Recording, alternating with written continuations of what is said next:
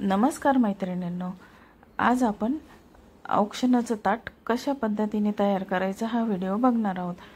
तर चला मग आता हे औक्षणाचं ताट कसं तयार करायचं। आता श्रावण महिना चालू आहे। श्रावण महिन्यानंतर सर्व सण आपले चालू होतात आणि प्रत्येक सणाला आपण हे औक्षण हे करतच असतो। त्याच्यामुळे औक्षणाचं ताट हे बऱ्याच जणींना कसं तयार करायचं हे माहिती नाही। तर आता हे औक्षणासाठी नेहमी तामणाचाच वापर करायचा आणि या तामणामध्ये सर्व मांडणी कशी करायची हे तुम्हाला मी आज या व्हिडिओमधून दाखवत आहे। व्हिडिओ स्किप न करता पूर्ण बघा। आता या ठिकाणी जे हळद कुंकू आहे ते आपण अगदी मध्यभागी ठेवायचं आहे। हळद कुंकू आणि उजव्या बाजूला आपल्या अंगठी आणि आपण जी सुपारी वापरतो औक्षणाला ती उजव्या बाजूला ठेवायची, कारण जेणेकरून आपल्याला औक्षण करताना घ्यायलाही सोपं पडतं।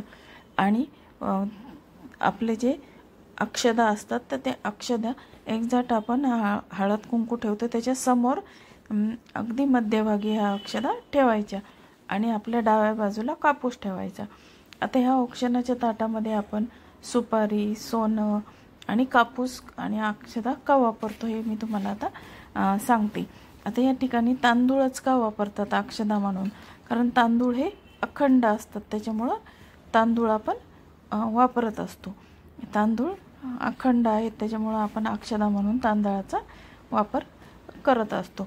आणि या ठिकाणी सुपारी का वापरतात औक्षणाला, तर सुपारी ही टणक असते, एकदम कडक असते सुपारी आणि माणसाचं आयुष्य सुद्धा या सुपारीसारखं एकदम टणक अविनाशी हो यासाठी सुपारी वापरतात। आणि सोनं का वापरतात, तर सोनं हे माणसाचं आयुष्य अगदी सोन्यासारखं चमकणार हो, चककदार हो यासाठी आपण सोन्याचा वापर करत असतो। आणि यामध्ये आपण सगळ्यात महत्त्वाचं म्हणजे आता भरपूर जण हे कापूस वापरत नाही, तर कापसाचा वापर का करावा, तर कापूस वापरल्याने कापूस हे डोक्यावर ठेवायचा असतो। औक्षण करताना कापूस डोक्यावर ठेवायचा, तर माणसाचं आयुष्य कापसासारखं हो, म्हणजे माणूस म्हातारपणापर्यंत कापूस हा पांढरा असतो, माणसाचे केस म्हातारपणी पांढरे होतात, त्यामुळे माणसाचं आयुष्य हे कापसासारखं हो असं पूर्वीचं मन आहे। तर बघा आता निरंजन कुठं ठेवायची हे मी तुम्हाला आता सांगते। आता ही मांडणी झालेली आहे, तर निरंजन अगदी मध्यभागी आपल्याला ठेवायचे आहे आणि या निरंजनामध्ये आपल्याला तेल वाताचाच वापर करायचा आहे, कारण तेलाच्या वातीनेच माणसाचा व्यक्तीचं औक्षण करतात आणि तुपाच्या वातीनेही देवाला आपण औक्षण करतो आणि देवाला जे औक्षण करतो त्याला आरती मानतात आणि माणसाला जे आपण ओवाळतो त्याला औक्षण असं म्हणतात।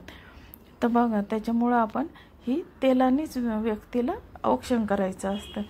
तर बघा मैत्रिणींना, तुम्हाला ही मांडणी कशी वाटली आणि ही जी माहिती मी तुम्हाला सांगितली आहे तर ती माहिती तुम्हाला आवडली का?